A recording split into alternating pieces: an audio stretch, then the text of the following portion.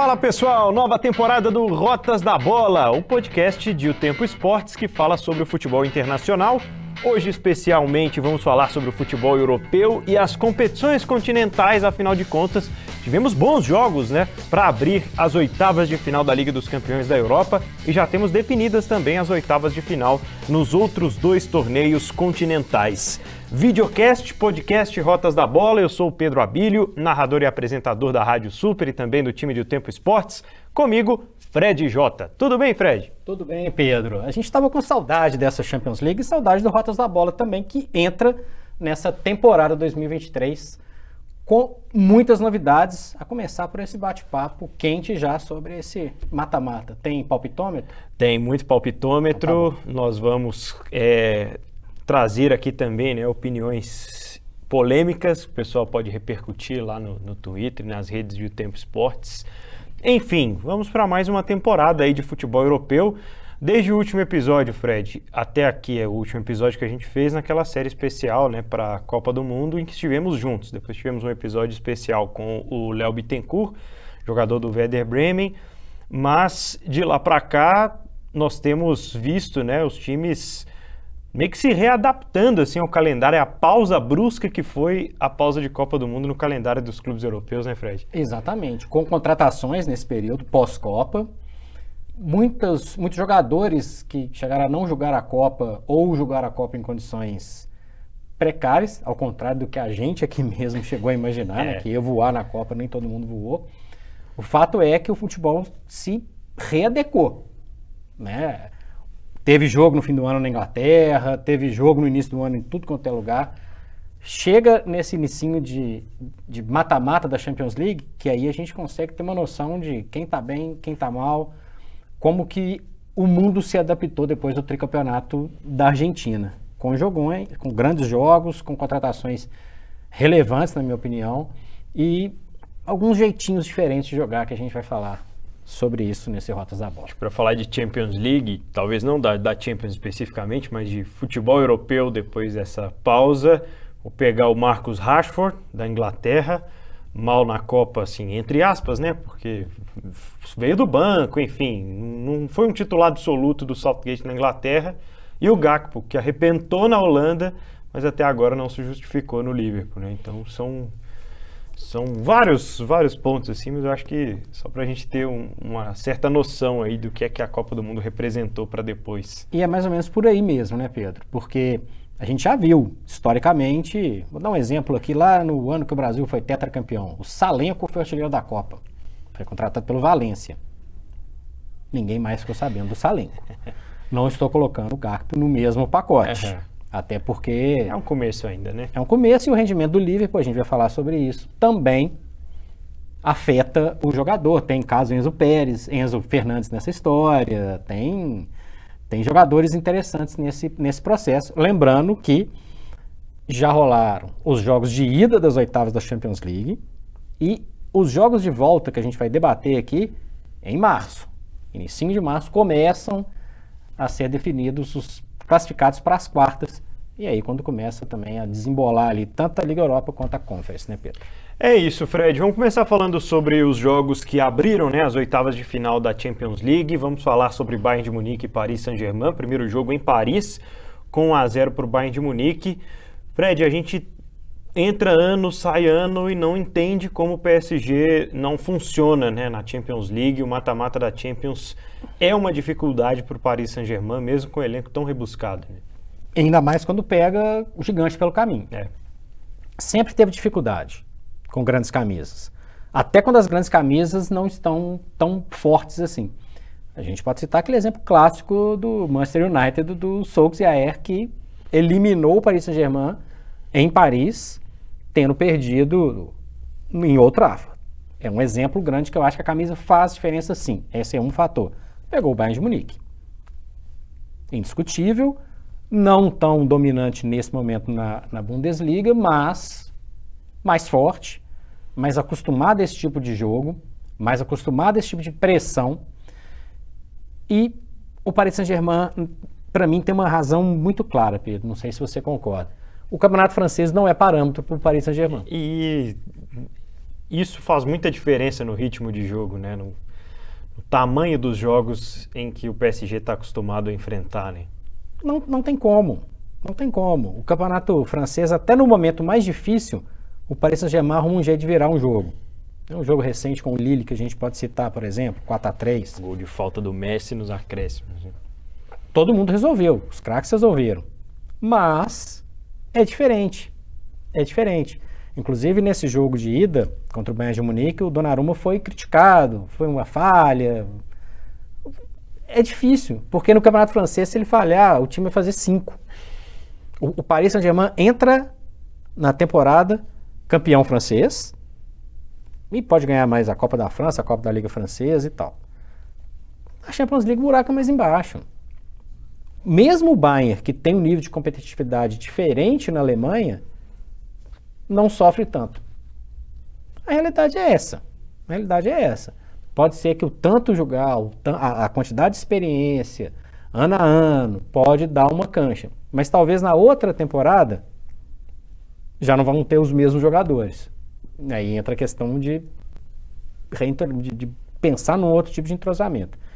Enfim, a Ligue 1 para mim é um problema para o Paris Saint-Germain. E se você quiser me aposta, eu aposto no Bayern. Não preciso nem de eu falar quem que vai se classificar. E como é que a gente vai explicar então que o Milan venceu o Tottenham no primeiro jogo, 1-0 lá em Milão?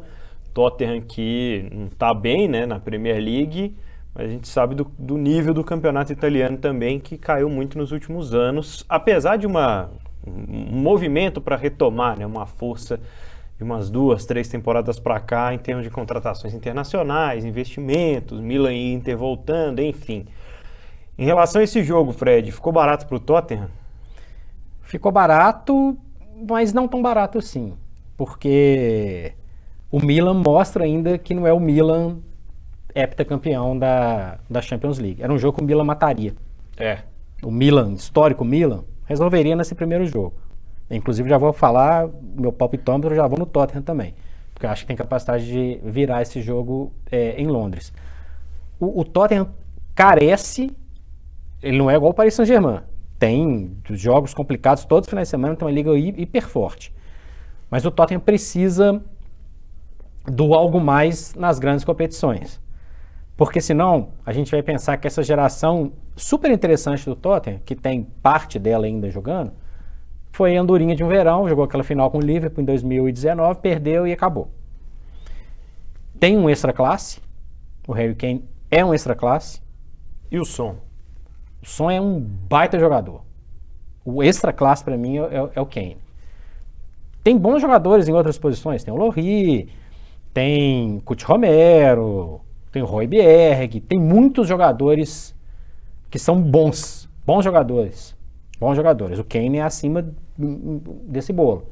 Recordista de gols pelo Tottenham, não é fácil superar essas marcas históricas. Acho que o Tottenham tem capacidade de eliminar o Milan, mas precisa controlar o nervo, precisa virar a chave em momentos muito específicos. Falta isso para o Tottenham, falta isso. O Tottenham precisa de conquistas e precisa de, ao mesmo tempo que está brigando por uma vaga nas quartas de final, está com a cabeça pensando, será que eu vou ficar no G4 para jogar outra Champions League? É uma pressão eterna. Um estádio gigantesco, maravilhoso, caro, um técnico caro, um time caro, mas que pode ser mais caro ainda. Vai ser mais caro se andar um pouquinho aí.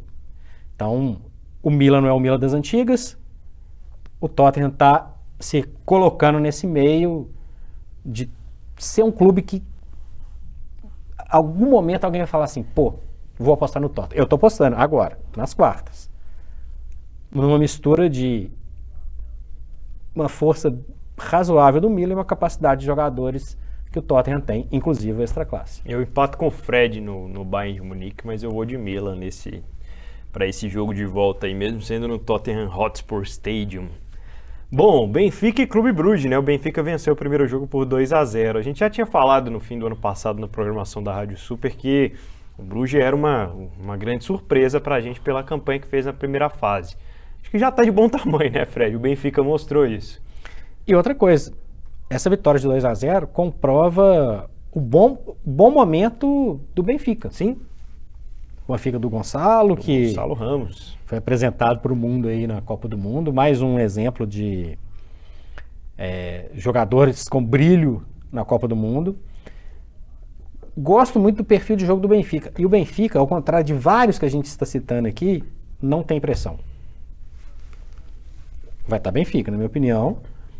Dependendo do sorteio, dependendo de quem se classificar, pode até almejar uma hipotética chegada numa semifinal. Boa fase, um time que joga de maneira leve, é um time cascudo, não eu digo na idade, mas um time cascudo em competições europeias. De um tempo para cá, tem conseguido não ser só um figurante, por um tempo foi. Vou de Benfica e vou na leveza do Benfica. Resolveu o jogo lá em Bruges. Lembrando que o rival Porto tomou uma sacolada do Bruges em casa, Fase né? de grupos em casa, né? Pois é. Verdade. Bom, no duelo na Muralha Amarela, né, o Borussia Dortmund venceu o Chelsea por 1-0 no primeiro jogo. O time alemão vem de uma temporada também tentando, né, se reencontrar, acho que depois das mudanças no ataque, e consegue uma vitória muito importante contra um Chelsea que ainda também a gente sente que está muito longe do que pode entregar esse elenco e esse treinador, né, Fred? O Graham Potter pegou um rabo de foguete, né? Porque troca técnico, recebe um caminhão de jogadores, uma fortuna no Enzo.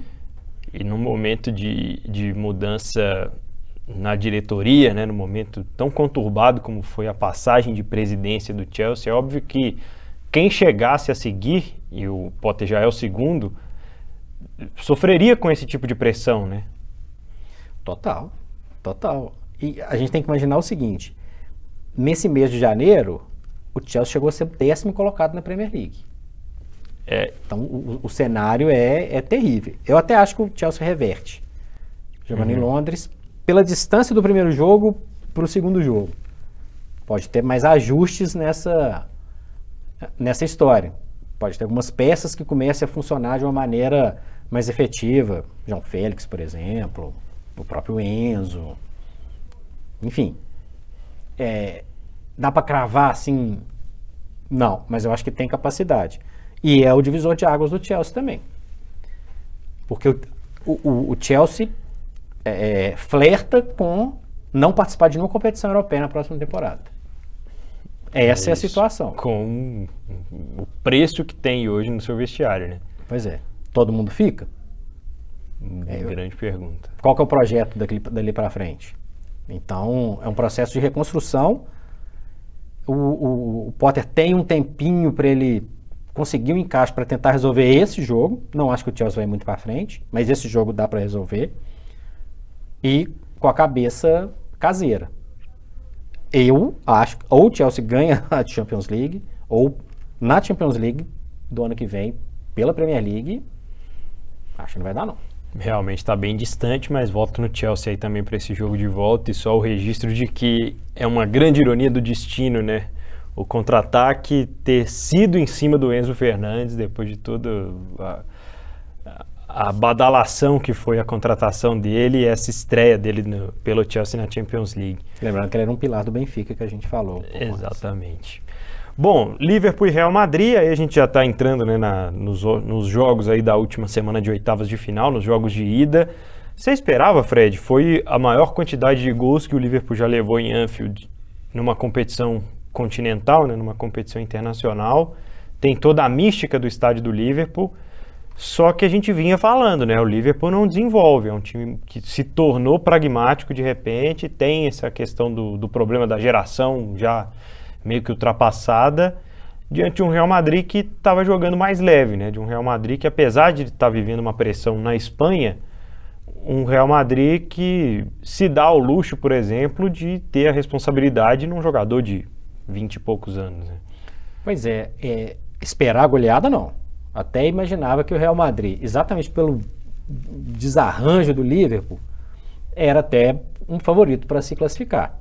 A gente está falando de uma camisa enorme que abre 2-0 em casa. Poderia ter feito mais. 14 minutos. Tomou 5. E entre o primeiro e o segundo gol tem aquele lance do Salah que ele bate para fora, bate... Exatamente. Pois é, por isso que eu rede. falei. Poderia ter aumentado, poderia ter sido um outro placar. Cara, tomou 5. E um show de horrores, de falhas, né? O Alisson muito mal, Fabinho mal. Eu não sei se isso representa o fim do ciclo Klopp, que está chegando. Será? Ou também o ciclo de alguns jogadores que vão ter que passar ali na peneirinha de quem vai ficar para o próximo ano. Assim como o Chelsea, o Liverpool tem um resto de temporada difícil. Em alguns momentos, olhando a tabela da Premier League, o Liverpool era 9º, chegou a ser 8º, o Chelsea 10º. Esse é o cenário de início do ano. Até o jogo de volta em março, é um pouquinho diferente. Mas eu não vejo um poder de reação. Contratação do Gakpo? Boa contratação. Chegou no meio do furacão. Jogadores contundidos. Acho que no fundo o Klopp nem imaginava o tanto que o Mané faria falta. É uma das situações. O Alexander-Arnold nunca voltou a jogar a bola que jogou, em alguns momentos. O potencial dos laterais do Liverpool, a produção deles é boa, mas não no nível que era anteriormente. Um meio de campo menos fluido, é muito problema. É um time, como você disse, pragmático. E agora, várias vezes, previsível. Real Madrid mal em La Liga, mal nos padrões da La Liga, né, em segundo lugar. Mas com jogadores e uma camisa que quando chega na Europa, né, como gostam de dizer na Inglaterra, muda de figura. O Real, com os jogadores que tem, mesmo o Vini Júnior muito novo, percebeu que estava no Caldeirão, o Caldeirão estava jogando contra. Tinha uma tensão no ar, nitidamente uma tensão, não vai dar, não vai funcionar, tá 2-0, mas e aí? O Real percebeu e tá classificado, né? Tá. Pra mim tá. É futebol. Eu acho que... Pode acontecer uma margem de erro aí de, sei lá, mas 5% de chance. Tá classificado e é um perigo para todo mundo. Porque lá a Liga caminhando pro Barcelona, vai focar tudo na Champions League. É isso, atual campeão. O Napoli venceu o Eintracht Frankfurt por 2-0. O time do Napoli continua muito bem entrosado, né? E aparece um Di Lorenzo também numa grande fase para completar o que o Osimhen e o Kvaratskhelia já têm feito no campeonato italiano, com o Scudetto bem encaminhado. Acho que esse vai ser o grande trunfo do Napoli. Torço para que, com o campeonato e com uma chegada às quartas ou de repente a uma semifinal de Liga dos Campeões, o Napoli consiga manter parte desse elenco, consiga manter parte desse projeto e da filosofia para a próxima temporada, né? Gozado a gente pensar, né, que o Napoli bateu na trave na década passada, na década anterior, várias vezes. Deu azar de pegar em alguns momentos a Inter do Mourinho ainda com um certo respiro, não conseguiu chegar. Fez campeonatos maravilhosos, a Juve era dominante. Agora chegou a chance de ganhar a Série A. Acho que esse título não escapa. E vou repetir uma coisa que a gente falou aqui. Eu falei aqui na programação da Rádio Super, Pedro. Esse Napoli pode ser maior que o Napoli de Maradona. Porque pode ser campeão italiano, deve ser campeão italiano, ou seja, iguala o que o Maradona fez, e pode conseguir voar alto na Europa. Assim como o Benfica, em situações diferentes, o Napoli também ele não é obrigado a ganhar a Champions League. Mas é um time entrosado, um time rápido, um time que resolve os jogos com uma velocidade impressionante no ataque, como chega com tranquilidade na cara do gol, como sempre está na cara do gol, como está marcando, como goleou várias vezes no Campeonato Italiano, como faz 2-0 no Frankfurt fora de casa, que não é fácil. O Napoli, assim como o Benfica, dependendo do sorteio, nas quartas, pode cair numa semifinal. E, cara, semifinal... Tudo aberto, né? Tudo aberto. Esse Napoli pode fazer história. É um dos times mais estáveis das grandes ligas europeias. É isso. Bom, no último dia de oitavas de final, a gente teve um empate entre RB Leipzig e Manchester City. E dá para ver nitidamente, né, Fred, que o City tem uma dificuldade no controle do jogo atualmente, né? O Manchester City tem passado por várias ocasiões e que controla uma grande parte ali do jogo, um primeiro tempo, alguma coisa, passa por um momento em que a gente tem a sensação de que vai vencer o jogo como todos os outros, não sei se só pelo jogo em si ou talvez pelo histórico recente que a gente já conhece desse City do Guardiola, mas é uma equipe que tem tido um descontrole emocional, parece que os jogadores não estão conseguindo realmente fazer a coisa funcionar. Pois é, isso pode significar também, eu não acho que é o fim da era Guardiola, mas é um início do fim de uma geração de jogadores que estão ali no City. Me parece, não sei se cansado é a palavra, mas parece que já deu o que tinha que dar a alguns jogadores. Eu tenho essa impressão em alguns momentos. Falando de jogadores, Gundogan, Bernardo Silva, em alguns momentos, o Mahrez, enfim, jogadores que estão há muito tempo, super vencedores, baitas jogadores, todos eles, mas que na hora ali não está funcionando. E na Premier League está rolando isso também.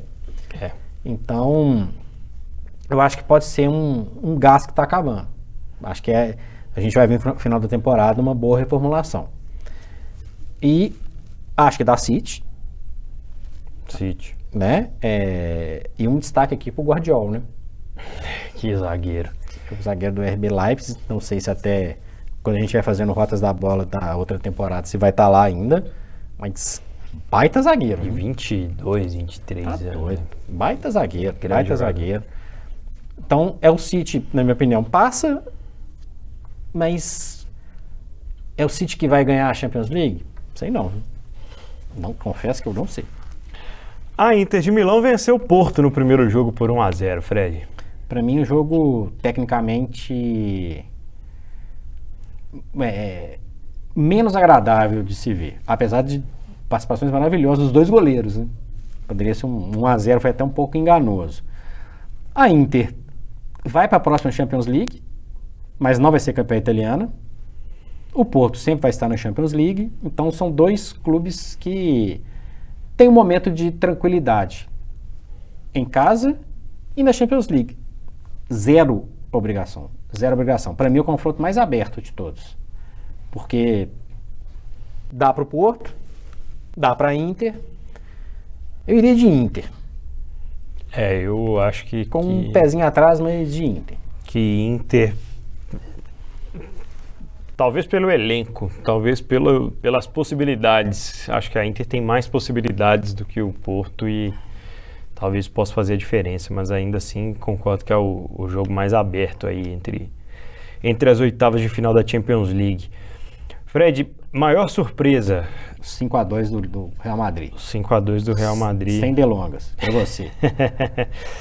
Maior surpresa para mim é os 5 gols do Real Madrid em Anfield.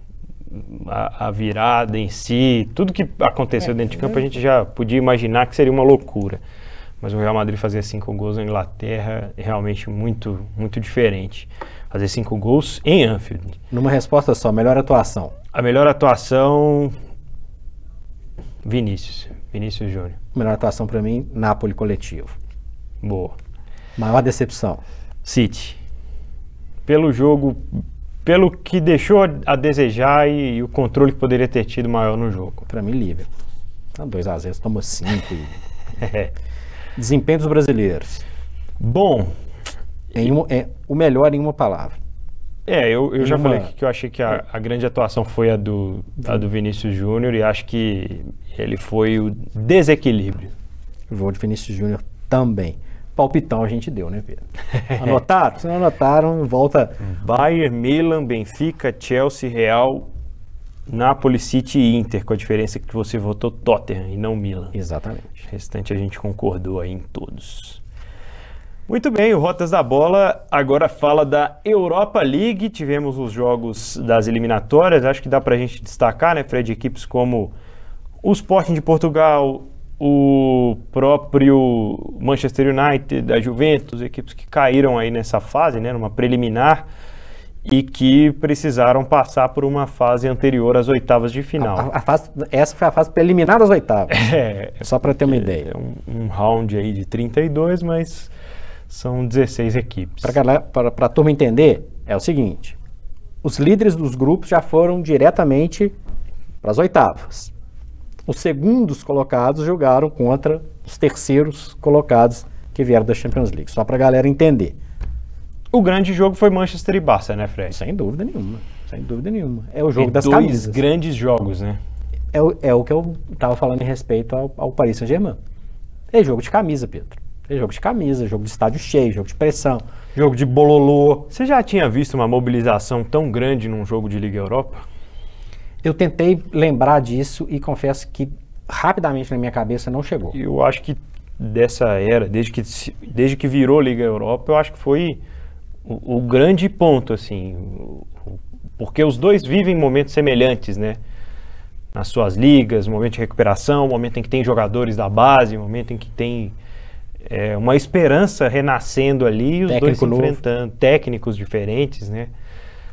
O duelo Xavi e Ten Hag, taticamente falando, foi bem interessante também. Tanto que a gente vai falar aqui das oitavas, não tem um jogo tão grande quanto esse.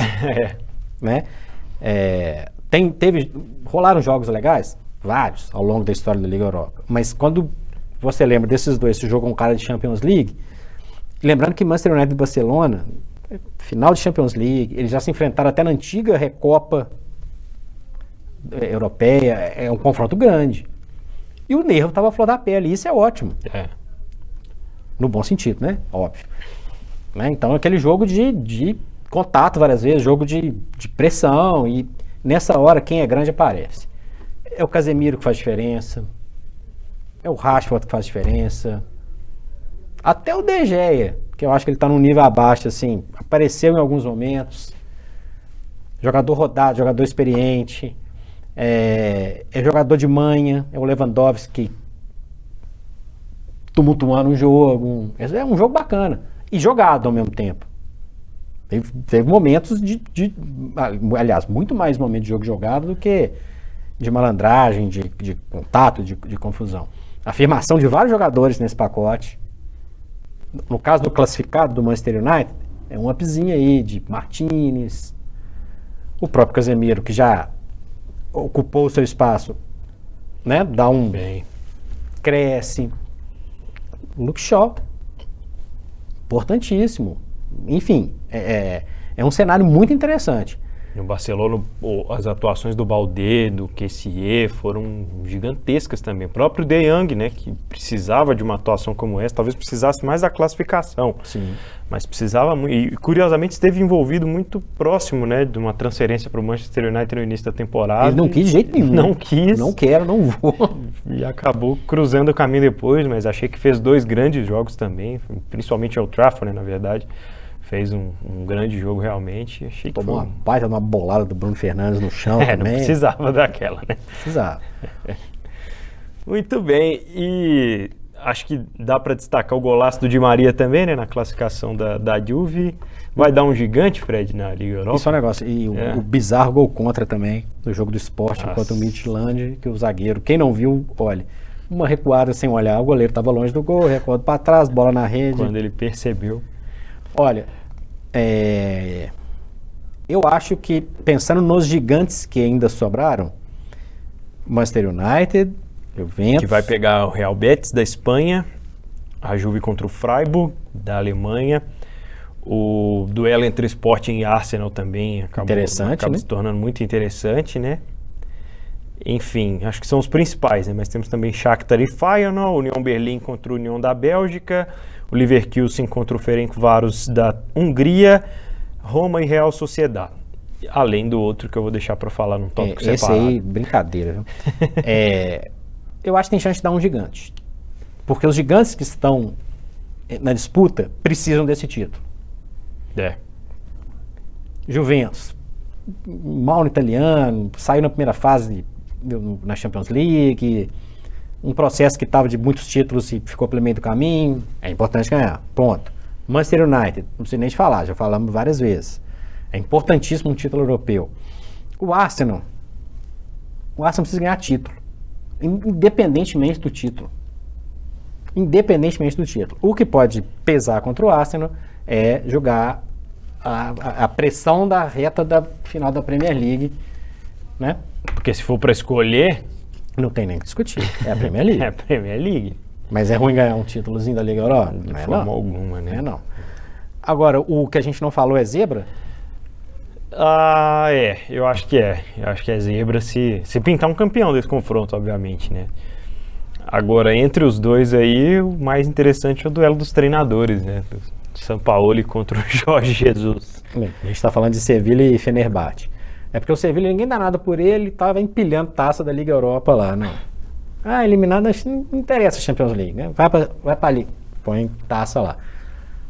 É um duelo interessante. Dá para falar que o Jorge Jesus emplacou na Turquia? Ainda não. Tanto que ele está fora da Champions League, né? Ele saiu na fase preliminar. É um duelo de uma equipe acostumada a jogar essa competição, que é o Sevilha, para mim favorito nessa disputa, e contra um estilo de jogo que a gente viu aqui de perto, o Jorge Jesus, que não é uma zebra tirar o Sevilha.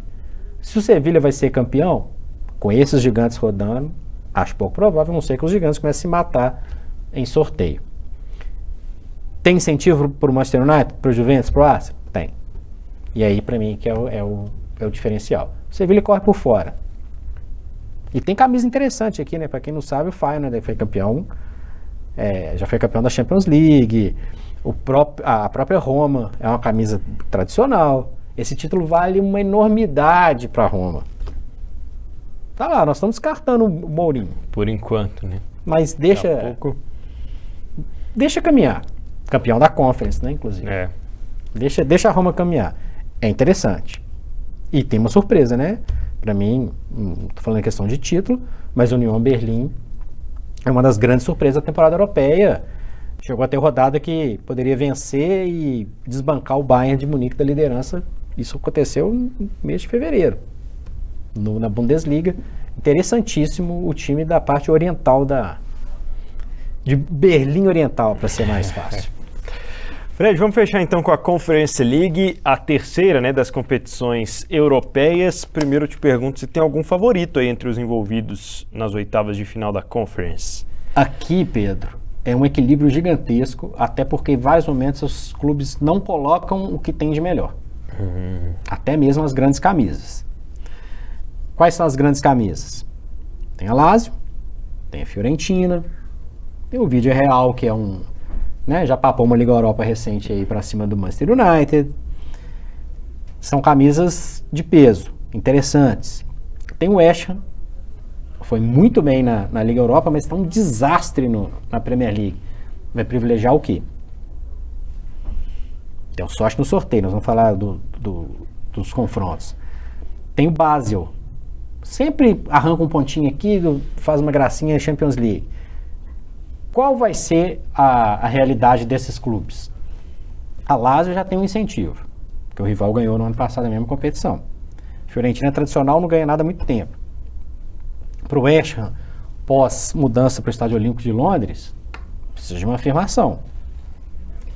A Conference trouxe essa possibilidade para equipes nesse patamar, né? Exatamente. Para grandes equipes que já não tinham condições de brigar pela Champions League nas cabeças há muito tempo, raramente apareciam, né, em quartas de final, em semifinais, e com a chegada da Conference, essas equipes elas conseguem ter maior visibilidade para atrair mais investimentos e conquistar melhores elencos, né? O que a gente tem visto na Conference ainda é uma competição tentando engatar, né, tentando pegar para convencer as equipes dessa visibilidade, dessa importância do torneio. Então acho que isso vai sendo construído aos poucos e estamos vendo o efeito Roma agora, né? Que está caminhando bem na temporada, pelo menos de forma mais tranquila do que na temporada passada, quando no final acabou tendo uma boa arrancada, né, para conquistar a Conference. Sem falar de presenças tradicionalíssimas como no do Anderlecht, por exemplo. É a chance de um time belga de peso, de repente, beliscar alguma coisa. Chega no final, não sei. É muito interessante, inclusive em termos de mercado, né, Pedro? Muita gente aparece aqui. Verdade. Muita gente aparece, muita gente mostra o que vem na Conference. Pode não valer se fosse o Manchester United, se fosse o Juventus. Mas para essa turma aqui, cara, vale demais. Vamos falar os jogos aí, ó. É isso, a Lazio contra o AZ Alkmaar. Mais um representante de um país tradicional. Primeiro jogo na Itália, Anderlecht e Villarreal, né? Falamos aqui. Gent e Istambul. O Basel, que vai enfrentar o time da Bratislava, né? Slovan Bratislava. Eslováquia. Sivasspor e Fiorentina. Aí a Fiorentina joga primeiro na Itália. Sheriff e Nice. É outro confronto bem inusitado Alternativo, também. né? Alternativo. Tem mais um aí. Da Alternativo.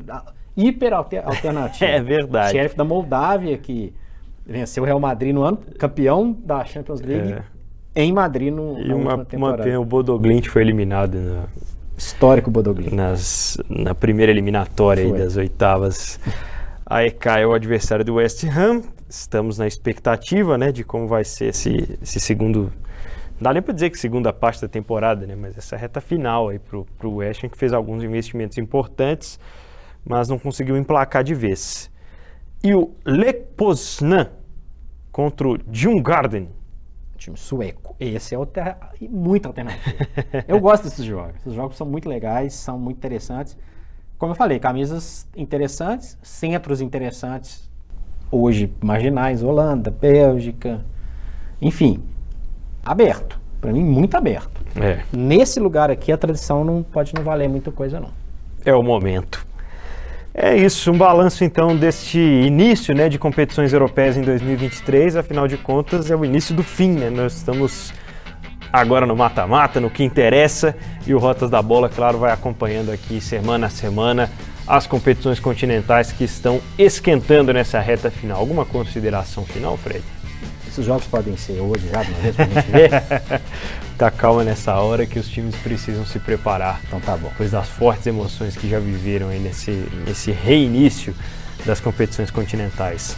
O Rota está no seu agregador preferido de podcasts. Nós estamos em otempo.com.br/esportes com S mesmo e no youtube.com/otempo. Abraço, Fred Jota. Abraço, Pedro.